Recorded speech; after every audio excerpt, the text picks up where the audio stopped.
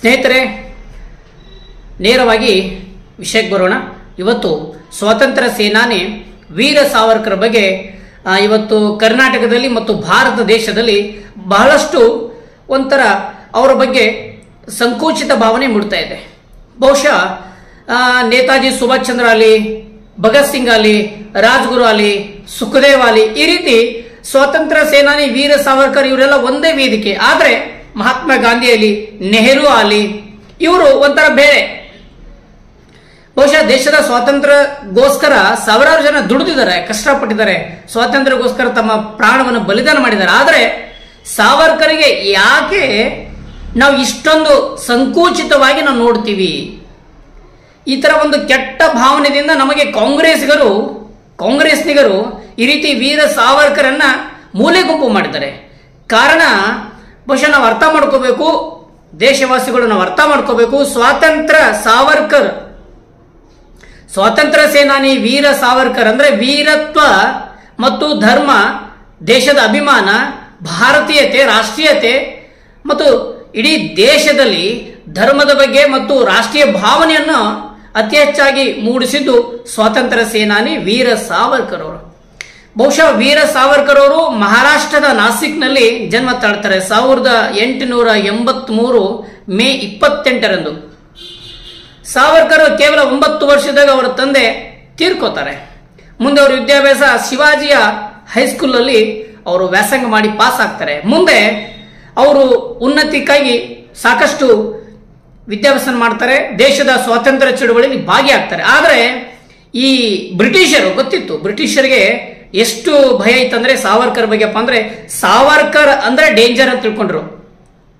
ಬ್ರಿಟಿಷರು ಯಾವ ರೀತಿ ತಿಳ್ಕೊಂಡ್ರಪ್ಪ ಅಂದ್ರೆ ಸಾವರ್ಕರ್ ಅಂದ್ರೆ ಡೇಂಜರ್, ಬಿ ಕೇರ್ಫುಲ್ ಅಂತೇಳಿ ಸಾವರ್ಕರ್ ಅವರಿಗೆ ನಿಜವಾಗ್ಲೂ ಮೋಸ ಮಾಡಿದ್ದು ಕಾಂಗ್ರೆಸ್ಗರು. ಸಾವರ್ಕರ್ ಹೋರಾಟದ ಶಕ್ತಿ ಆಗಿತ್ತು. ಸಾವರ್ಕರ್ ಜಿ ಕರೆದ್ರೆ ಸಾವಿರಾರು ಜನ ಬರ್ತಾ ಇದ್ರು ಹೋರಾಟಕ್ಕೆ. ಅದನ್ನೆಲ್ಲ ಮನಗಂಡಂತ ಈ ಕಾಂಗ್ರೆಸ್ ದೇಶದ್ರೋಹಿ, ಧರ್ಮದ್ರೋಹಿ, ಧರ್ಮದಲ್ಲಿ ವಿಂಗಡಣೆ ಮಾಡುವತ್ತ ಬೆಳೆಸಿದ ಕೀರ್ತಿ ಯಾರಿಗೆ ಸಲ್ಲುತ್ತದಪ್ಪ ಅಂದ್ರೆ ಅದು ಈ ಕಾಂಗ್ರೆಸ್ಗೆ ಸಲ್ಲುತ್ತೆ ಮತ್ತು ಈ ಬ್ರಿಟಿಷರಿಗೆ ಸಲ್ಲುತ್ತೆ. ಬಹುಶಃ ಬ್ರಿಟಿಷರ ಗುಲಾಮರು ಹೆಂಗೆ ಮಾಡಿದ್ರಪ್ಪ ಅಂದ್ರೆ ಎಲ್ಲ ಸೇರಿ ಸಾವರ್ಕರ್ಗೆ ಮೂಲೆ ಗುಂಪು ಮಾಡ್ತಾರೆ. ಬಹುಶಃ ಜೀವನದಲ್ಲಿ ಯಾರಿಗಾದ್ರೂ 2 ಬಾರಿ ಕರಿನೀರಿನ ಕಷ್ಟ, 2 ಬಾರಿ ಜೀವಾವಧಿ ಶಿಕ್ಷೆ ಅನುಭವಿಸಿದಪ್ಪ ಅಂದ್ರೆ ಅದು ಸಾವರ್ಕರ್ಗೆ ಮಾತ್ರ. ಸುಮಾರು 50 ವರ್ಷಗಳ ಕಾಲ ಜೈಲಲ್ಲಿ ಇರ್ತಾರೆ. ಸೊ ಇಂಥ ಮಹಾನ್ ನಾಯಕನಿಗೆ ಈ ದೇಶ ಕೊಟ್ಟಂತ ಒಂದು ದೊಡ್ಡ ಪೆಟ್ಟು. ಬಹುಶಃ ಸ್ವಾತಂತ್ರ್ಯ ಸಿಕ್ಕ ಮೇಲೆ ನಾವೆಲ್ಲ ಅರ್ಥಕೋಬೇಕು, ದೇಶದ ಮಹಾನ್ ಕ್ರಾಂತಿಕಾರಿಯಾದಂಥ ವೀರ ಸಾವರ್ಕರ್ ಅವರಿಗೆ ಈ ರೀತಿ ಕಾಂಗ್ರೆಸ್ಗರು ಮೋಸ ಮಾಡ್ತಾರೆ. ಸಾವರ್ಕರ ಕಷ್ಟಪಟ್ಟಂತ ಅದನ್ನು ನೆನೆಸ್ಕೊಂಡ್ರೆ ನಮಗೆ ಮೈಯೆಲ್ಲ ಒಂಥರ ಹೆಂಗಾಗುತ್ತಪ್ಪ ಅಂದ್ರೆ ಬಹುಶಃ ನಮಗೆ 10 ದಿವಸ ಜೈಲಲ್ಲಿದ್ದಾಗ ನಮ್ಗೆ ಅರ್ಥ ಆಗುತ್ತೆ. ಸಾವರ್ಕರ್ ಅವರು ಸುಮಾರು ವರ್ಷಗಳ ಕಾಲ ಜೈಲಲ್ಲಿ ಅನುಭವಿಸ್ತಾರೆ. ಬಹುಶಃ ಗಾಣದ ಎಣ್ಣೆ ತೆಗೆದು ಅವರು ದಿನಕ್ಕೆ ಇಷ್ಟು ಟೆಬ್ಬಿ ಅಂತೇಳಿ ತೆಗೆದು ಅವರು ಎಣ್ಣೆ ರೆಡಿ ಮಾಡಬೇಕಾಗಿತ್ತು. ಗಾಣದ ಎಣ್ಣೆಯಿಂದ ಇಷ್ಟೇ ಸ್ವಲ್ಪ ಊಟ, ಸ್ವಲ್ಪ ನಿದ್ದೆ, ಸ್ವಲ್ಪ ಸಮಯ, ಈ ರೀತಿ ಸಾವರ್ಕರ್ ಅವರಿಗೆ ಬಹಳಷ್ಟು ಚಿತ್ರಹಿಂಸೆ ಕೊಟ್ಟಿದ್ದು ಈ ಬ್ರಿಟಿಷರು. ಹಾಗಾಗಿ ನಾನೊಂದು ಮಾತು ಹೇಳ್ತೀನಿ, ಸಾವರ್ಕರ್ ಬಗ್ಗೆ ಮಾತಾಡಬೇಕಾದ್ರೆ ಬಹುಶಃ ಪೂರ್ವ ಜನ್ಮದ ಪುಣ್ಯ ಮಾಡಿರ್ಬೇಕು. ಯಾಕಂದ್ರೆ ಸಾವರ್ಕರ್ ಅಂತ ವ್ಯಕ್ತಿತ್ವ. ಸೊ ಇಂಥ ಮಹಾನ್ ನಾಯಕರಿಗೆ ನೀವೆಲ್ಲ ಹೇಳಿ ಸಾವರ್ಕರ್ ಅಂತೀರಾ, ದೌರ್ಬಲ್ಯ ಸಾವರ್ಕರ್ ಅಂತೀರಾ. ಬಹುಶಃ ನಾನು ಒಂದು ಮಾತು ಹೇಳ್ತೀನಿ, ಸಾವರ್ಕರ್ ಅವರು ಪಟ್ಟಂತ ಕಷ್ಟ ನಾವು ಜೀವನದಲ್ಲಿ ಏನಾದರೂ ಪಟ್ರೆ ನಮಗೆ ಅರ್ಥ ಆಗುತ್ತೆ. ಸಾವರ್ಕರ್ ಅವರು ಈ ರೀತಿ ಸ್ವಾತಂತ್ರ್ಯಕ್ಕೋಸ್ಕರ ದುಡಿದಿದ್ದಾರೆ, ಇಷ್ಟು ಕಷ್ಟಪಟ್ಟಿದ್ದಾರೆ ಅಂತ. ಆದ್ರೆ ಎಲ್ಲೇ ಕೂತು ಏನೋ ಮಾತಾಡಿ ಸಾವರ್ಕರ್ ಬಗ್ಗೆ ಅವಹೇಳನಕಾರಿಗೆ ಮಾತಾಡೋದು. ಬಹುಶಃ ಇತ್ತೀಚೆಗಷ್ಟೇ ವಿಧಾನಸೌಧ ಅಧಿವೇಶನ ನಡೀತಾ ಇದೆ ಬೆಳಗಾವಿಯಲ್ಲಿ, ಸಾವರ್ಕರ್ ಫೋಟೋ ತೆಗಿಬೇಕಂತ ಹೇಳ್ತಾರೆ ಒಬ್ರು ಮಹಾನ್ ನಾಯಕರು. ಆದ್ರೆ ನಾವೊಂದು ಮಾತು ಹೇಳ್ತೀನಿ, ಸಾವರ್ಕರ್ ಫೋಟೋ ತೆಗೆದ್ರೆ